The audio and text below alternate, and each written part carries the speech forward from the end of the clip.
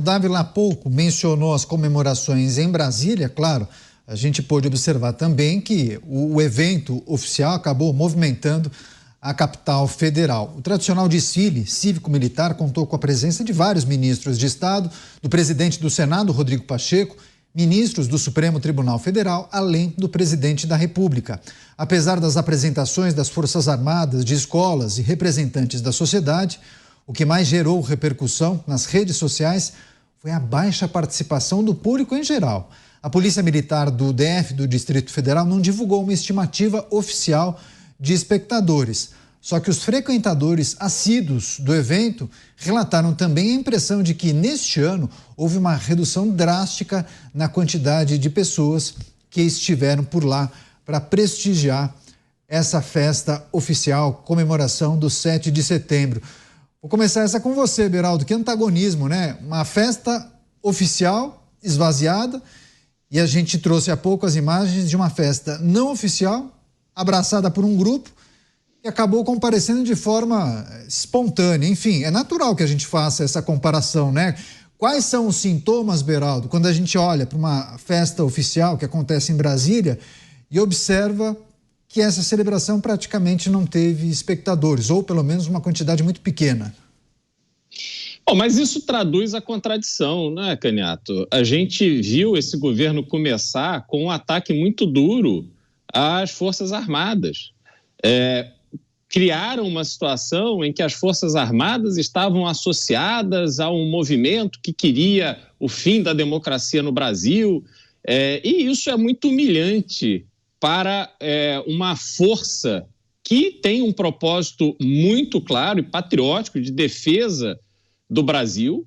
E quando você faz um evento como esse no 7 de setembro, que tem como protagonista as Forças Armadas, como é que fica o público que apoia o governo? Quer dizer, é um evento organizado pelo governo, mas que quem está ali desfilando é justamente um ser estranho a esse universo defendido pelo governo, pelos seus apoiadores.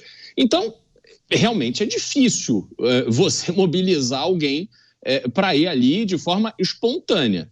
Eu cheguei a ver um documento que eu não confirmei se é verdadeiro ou não, em que alguns comandantes de batalhões de parte das Forças Armadas deram incentivos para que militares fossem assistir aos desfiles com as suas famílias, caso contrário teriam que trabalhar, dar expediente durante o 7 de setembro.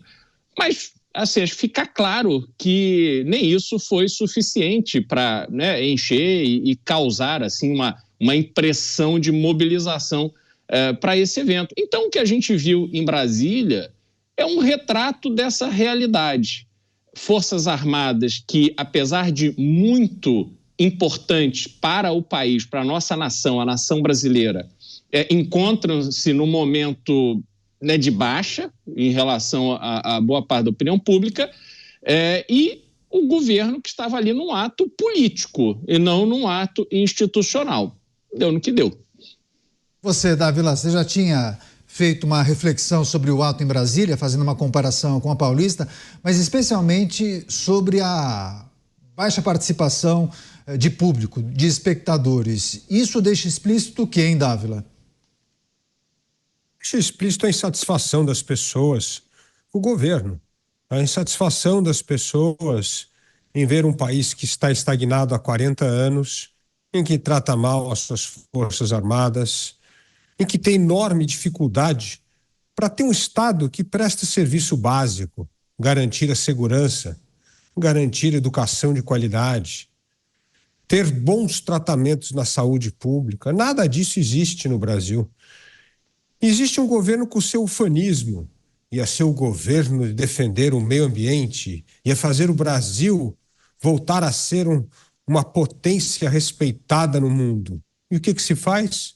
Junta-se na defesa de ditadores como Maduro e até o momento não apresentou nada de concreto para resolver a questão do meio ambiente. Pelo contrário, testemunhamos hoje o maior desastre ambiental dos últimos anos, evidentemente por uma questão climática, mas também por uma inação do governo em resolver a questão das queimadas. Está queimando o Cerrado, está queimando a Amazônia, enfim, está queimando o estado de São Paulo, o Brasil inteiro está queimando. Certamente tem uma questão climática que temos de considerar, mas também tem a inação do governo. Então, por que o povo iria às ruas aplaudir este governo? E um governo que agora tem um projeto no Congresso para criar o maior imposto de valor agregado do mundo. O que tem a comemorar, Caniato? Difícil ter uma boa notícia aí para o povo sair às ruas e aplaudir o 7 de setembro. Programa Os Pingos nos Is, recebendo as pessoas que nos acompanham também pelas emissoras de rádio espalhadas por todo o Brasil. Muito obrigado pela parceria, pela audiência. Estamos analisando, repercutindo as comemorações de 7 de setembro, Brasília, São Paulo. Em destaque, o evento na capital federal, uma presença pequena de espectadores, inclusive as informações apontam para um estímulo das autoridades e também dos funcionários públicos para que os mesmos participassem e levassem os seus familiares. Mota, queria que você trouxesse sua reflexão sobre esse recorte. Você abriu, na verdade, o programa de hoje, destacando a participação espontânea dos brasileiros nas comemorações de 7 de setembro há alguns anos. E a gente viu essa mobilização se esfarelar em alguns anos. O que pode explicar exatamente esse cenário que a gente observa em Brasília, a presença pequena de público? Há uma frase que diz: em uma democracia, quando o povo não gosta do governo, o povo troca o governo. Já em uma tirania, quando o povo não gosta do governo, o governo troca o povo. A independência do Brasil não foi só o grito no Ipiranga, o grito que Dom Pedro deu, declarando a independência do Brasil, quando recebeu correspondência vinda do Rio de Janeiro, inclusive uma carta da Imperatriz Leopoldina, dizendo das absurdas determinações das cortes portuguesas, que inclusive mandavam que Pedro retornasse a Portugal. Dom Pedro, então, declarou o Brasil independente, mas a independência não foi só aquele grito. Foi também sangue derramado em inúmeras batalhas, que muita gente não conhece. Agora, nesse 7 de setembro, essas imagens mostram que caiu uma sombra sobre o verde e amarelo. É a sombra da censura. 200 milhões de cidadãos foram privados de um meio importante de comunicação, uma rede social. Hoje foi uma rede social. Amanhã pode ser um jornal, uma rede de TV, uma editora. Então, esse 7 de setembro é o momento de lembrar: liberdade não é um favor que o Estado nos concede. A liberdade não pode estar sujeita ao humor ou às preferências dos burocratas estatais. Liberdade é um direito fundamental. Censura é violação da liberdade. Qualquer censura é inconstitucional e imoral. E nesse 7 de setembro, o Brasil está, mais uma vez, sob censura. Isso é inacreditável, inaceitável e insuportável. O sentimento que tomou conta da maioria dos brasileiros nesse 7 de setembro foi a repulsa. E isso está demonstrado nessas imagens. Pegando o gancho do Mota, Cristiano Beraldo, esse cenário, assim, a participação do público em São Paulo, as pautas que foram defendidas, o retrato em Brasília, participação muito inferior ao que as autoridades esperavam na capital federal, todo esse cenário tende a pressionar as autoridades, principalmente o Congresso Nacional, Beraldo, porque isso me faz lembrar, claro, guardadas as devidas proporções, mas da administração de Dilma Rousseff, porque em dado momento ela tinha uma administração mal avaliada, em termos gerais. Os institutos apontavam para esse cenário de uma avaliação ruim da administração de Dilma Rousseff. Agora, o Congresso Nacional só decidiu tomar uma posição e avançar a partir do momento em que a população brasileira se manifestou, né? foi às ruas. Enfim, queria que você fizesse um paralelo para a situação atual, a pressão que sofrem os congressistas, lembrando daquela época. Neto, bom, vamos lá. De um lado, você tem o poder que está ali de forma muito evidente retratado nessas imagens do desfile de Brasília. Então, a cúpula do poder reunida, os militares ali desfilando, e fica muito claro quem manda. Quem manda no pedaço são eles, independente do apoio popular. Hoje existe um poder bastante grande sendo exercido, independente desta preocupação com o público. Tanto é que quando você tira do ar uma rede social utilizada por 22 milhões de brasileiros, você claramente não está preocupado com o público, né? Já falamos aqui semana passada exaustivamente, havia diversas formas de se punir o dono, a empresa, mas tirar do ar para que as pessoas não pudessem usar é realmente algo que coloca o público, o povo brasileiro, ou pelo menos 22 milhões de brasileiros, em segundo plano.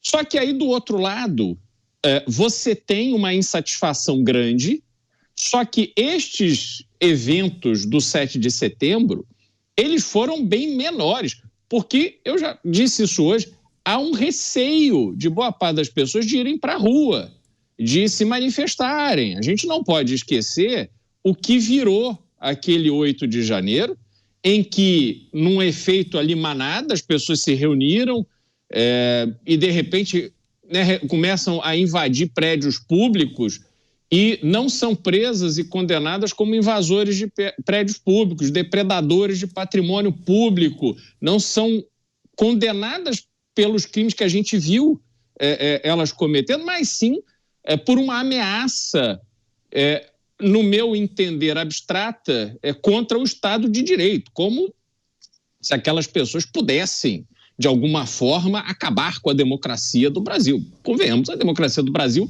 é extremamente forte, tanto que mandou embora, nos anos recentes, 2 presidentes da República. Então, quando você vê esse cenário para a população ir às ruas, é um cenário hostil.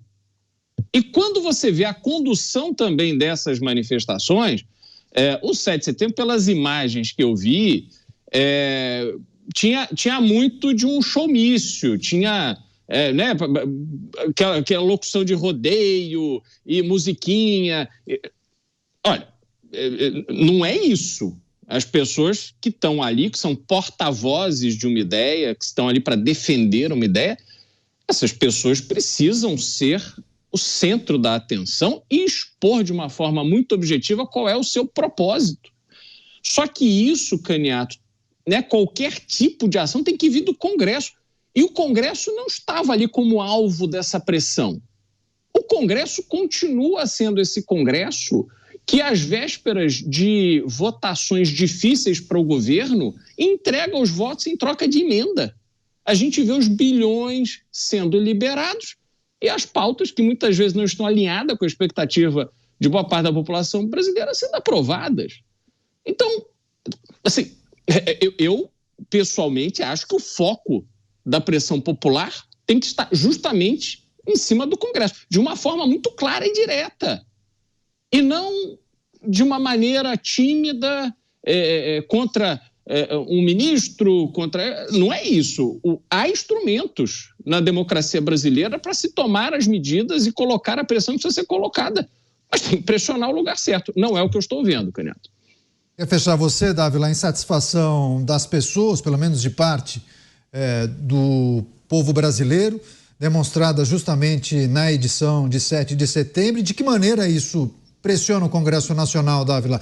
Várias pautas dependem, né, da agilização e da definição e daquilo que o Mota sempre cobra, né? A convicção por parte desses parlamentares para fazer avançar pautas que são sensíveis, mas muita gente cobra. É verdade, Caniato, mas essa imagem mostra o poder institucional unido, né? Estão aí membros do Supremo, membros do Congresso, membros do Ministério, presidente da República, mostra que em torno da data de 7 de setembro os poderes da República estão unidos neste ato. Mas o fato é que, uma vez descendo do palanque, cada poder tem a sua própria agenda, né? E essa agenda está sempre em conflito. Está em conflito o judiciário se intrometendo na seara do legislativo e do executivo. Está o executivo fazendo uma dobradinha com o judiciário para enquadrar o Congresso na questão das emendas. E está o Congresso Nacional, que agora terá a palavra final em assuntos de extremo interesse do governo, como é o caso da reforma tributária, como é o caso da reoneração dos 17 setores, como é o caso do aumento da arrecadação. Então, os poderes têm os seus próprios interesses, mas há momentos em que um poder se une ao outro para combater um terceiro poder, né? Então, eu entendo que esta harmonia da fotografia não é o que hoje impera no Brasil. O que impera no Brasil hoje é, na verdade, uma relação conflituosa dos poderes.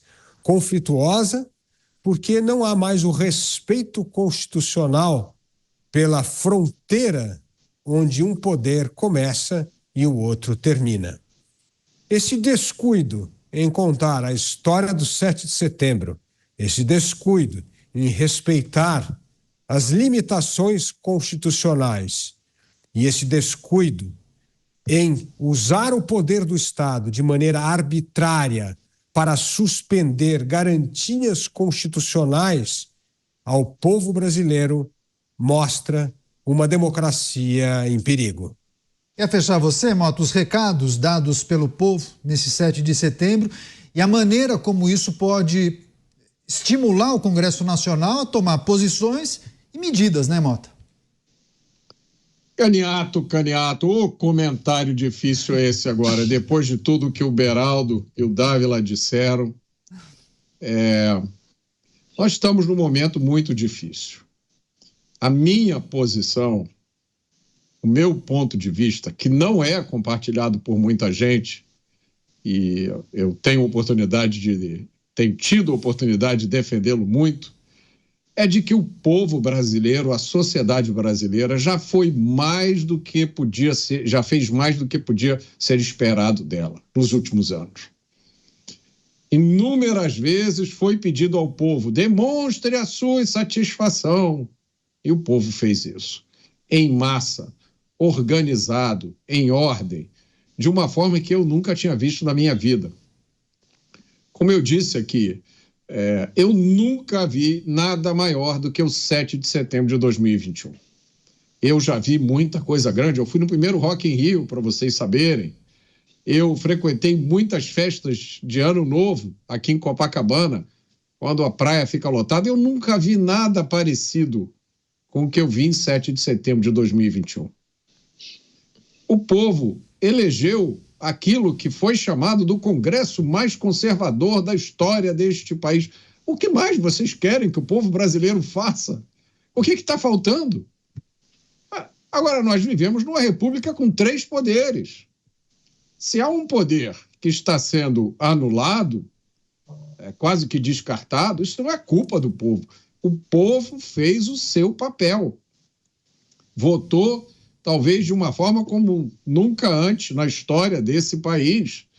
Nós temos inúmeros parlamentares inteligentes, preparados, vários deles são juristas, entendem perfeitamente o que está acontecendo no Brasil. É hora dessas pessoas se conscientizarem de que não adianta insistir numa coisa que não está funcionando. Tá? A situação do Brasil é grave, não vai se resolver com discurso em cima de carro de som. Eu já falei isso, tem gente que fica furiosa comigo. Mota, você está desanimando as pessoas. Não estou, não. Eu estou sendo realista. Pelo contrário, eu animo as pessoas. Cada um deve lutar pelo seu direito. Nós não podemos aceitar de forma nenhuma censura, seja lá com que desculpa for. Seja lá o nome fofo que tiver, é censura. Durante muitos anos, nesse país houve uma unanimidade contra a censura.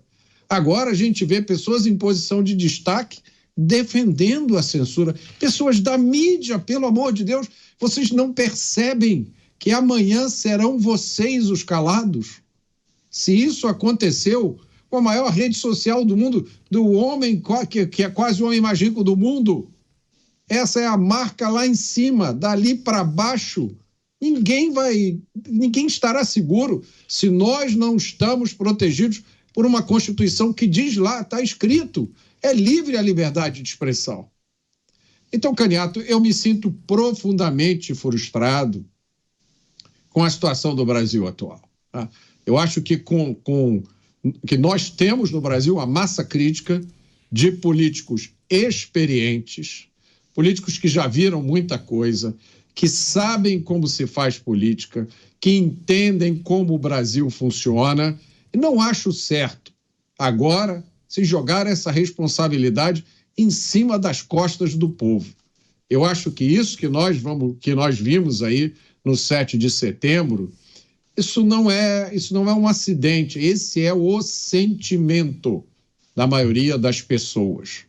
Eu converso com pessoas de todas as classes sociais em todos os lugares. O sentimento das pessoas é esse, é de repulsa.